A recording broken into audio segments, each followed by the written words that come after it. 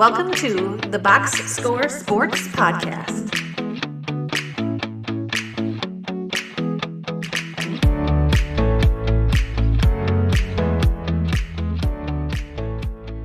Let's start with the Denver Broncos. So this is the NFL preview for the Denver Broncos. If this is the first time listening to our YouTube channel, subscribe to the channel, like the video, tell us some of your predictions for the Broncos this season. So let's talk about our favorite move that the Broncos made. They finished 14-3 last year.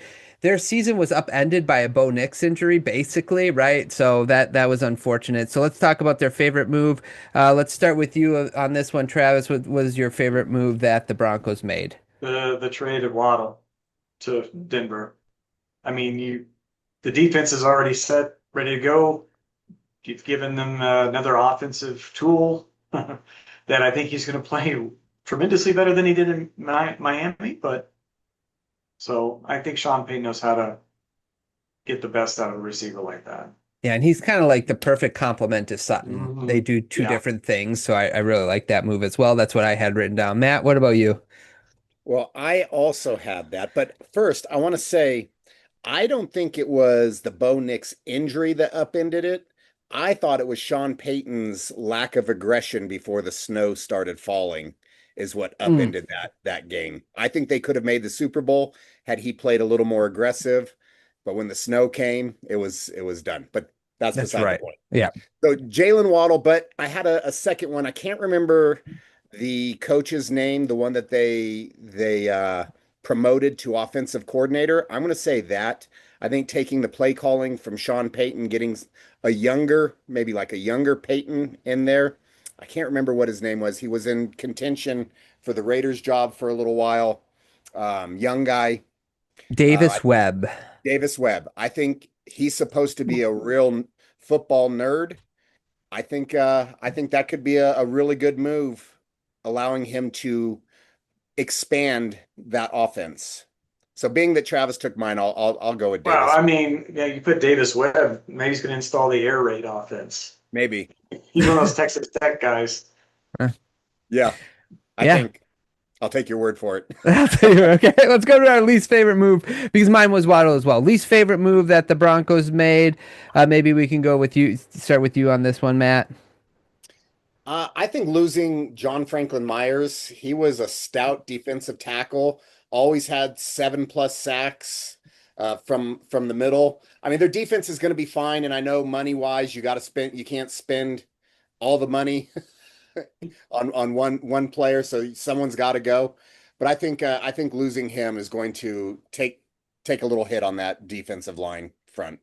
Yeah, he was according to PFF as far as win rate, he was number 8 among defensive tackles. So I had that written down as my least favorite move as well. Travis? Yeah, well, that's what I had written down too. Okay. But I was just thinking the other thing too is with the Broncos, time is ticking. They're one of the oldest team. They're like the third or fourth oldest team in the league. So they're not getting any younger. They don't have draft capital. So they do have to push all the chips in the middle of the table on this. So they didn't trade a piece to get younger. So I'll just go with something like that. Since we're all lame and we all picked the same one, because it was the glaring one, I had another one, re-signing the tight end Troutman for how much they re-signed him for. And if you look at his blocking, because he's a blocking tight end, his metrics for a blocking tight end were one of the worst in the league. So giving as much money as they did to somebody who can't block, and they're going to want to run the ball, they could have maybe used that money for a better blocking tight end or even drafted one. So I'm going to throw that in there as a bonus. Yeah, I like that. Thank you throwing that bonus in there.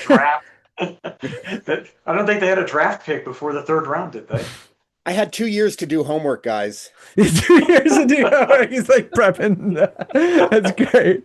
Yeah, just to add to your point, Travis, they are the 5th oldest roster in the league. So you're absolutely right about that. And to add on to the fact that they're older, Nick's contract is going to come up quicker. I think this is his 3rd year. So Yeah. he's only got a Very year or good. two before they got to re-sign him. So you really got to hit that window. If you got that quarterback, you want to get that window before you have to start paying him. I mean, that is the AFC, isn't it? I Yeah. mean, it's just loaded with these quarterbacks that are eating a chunk of the pie. Yeah. So the Broncos have to do something this year. Right? They have to win now. They can't plan for 2 years from now. Yeah, I agree. I think yeah, next year or two for sure. Yeah, but I'm with you. Green flag or what you're excited about for the Broncos season, Travis? Uh, I mean, if I was a Broncos fan, I'd be excited to see if they throw the ball 50 times again. I mean, honestly, Yeah. I don't even think during the John Elway years they threw the ball that many or have that many opportunities. I mean, I know the game's different now, but if I'm a Broncos fan, I would love, especially early in the season, just air it out. You Yeah. know, why not? You got the horses, as they like to say. Do it. So that would be my biggest green flag if I was a Broncos fan. Yeah, Thankfully, not, but yeah, I have weapons for Knicks, like just on the same yeah, page. Like we're gonna see what Knicks is all about this year, like right. right. So if you had to be like, what is the most like inconsistent part of their team last year? It'd be like, well, Knicks had his up and down last year. He was better than their backup for sure, but it's like, can he be like that true franchise quarterback? Well, now they got a bunch of weapons and no excuse for why he can't be that franchise guy, right? So Exactly. yeah, that's I'm excited to see that. So obviously, Denver fans are as well. What about you, Matt?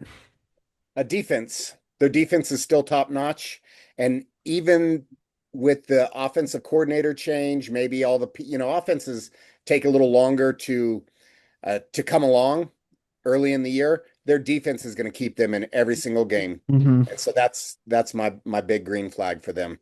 Yep, I had that one written down as well. Excellent. Okay, red flags, concerns, or questions going into the season. Matt, what's your red flag for the Broncos? Even though I've already spoken highly of him, just the change of offensive coordinator. You know, when you're charged to call the plays, not everyone's equipped to do it. We think Correct. he can do it. He's got a good mind. Now we're going to see whether or not he can do it. So that's my red flag. Yeah, the unknown, right? Yeah. We talked, I think on the NFC West podcast, we talked about Clint Kubiak being no longer Seattle, how Detroit was so Yep. much different without Ben Johnson. So yeah, you're absolutely right. I think the only positive is that if Sean Payton has to, he can take over play calling duties again, right? Yeah. I'm So yeah. taking it back. Yeah, exactly, exactly. What about you, Travis? We talked about it just a second ago that the Broncos are one of the older teams in the league. So older teams are injury prone. Mm, And let's face it, that's what beautiful thing, I hate to say it about the NFL, is if you get two injuries or something, your season goes right into the ditch. So as a big red flag, a lot of aged players in this team. So not that if they stay healthy, obviously they're going to win a bunch, but that would be my red flag is, and then also too, teams are not going to be caught off guard by them.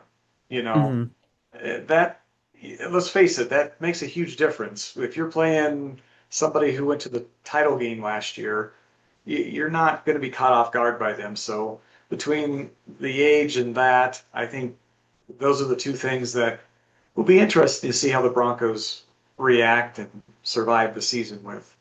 Yeah. Yeah, I like that one. And to add to that point, I have last year the Broncos won games with eight. So they won 14 games, and eight of them were game-winning drives.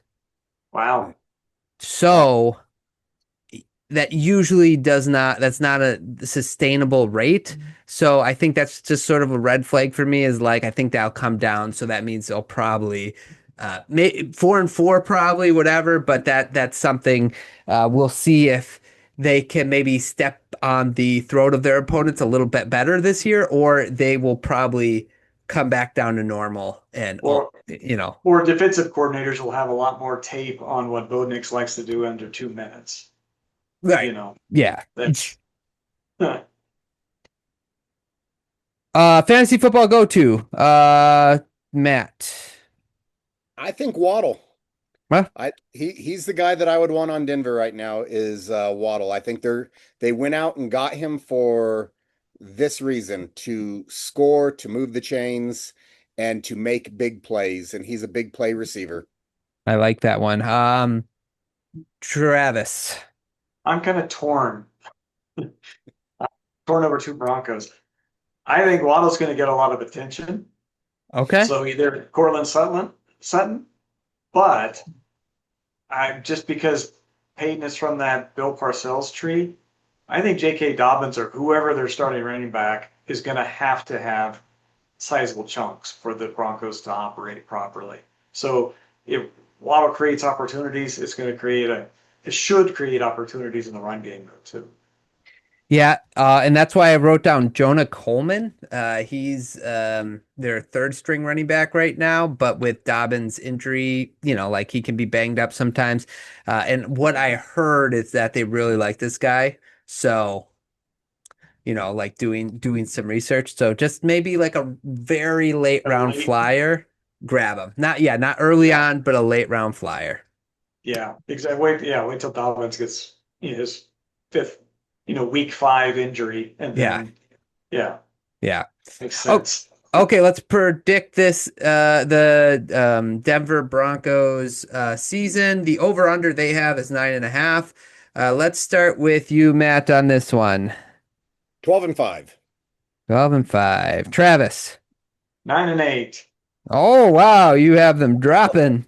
And part of it is what you talked about earlier about those close games, and I thought they'd go. You said 4-4.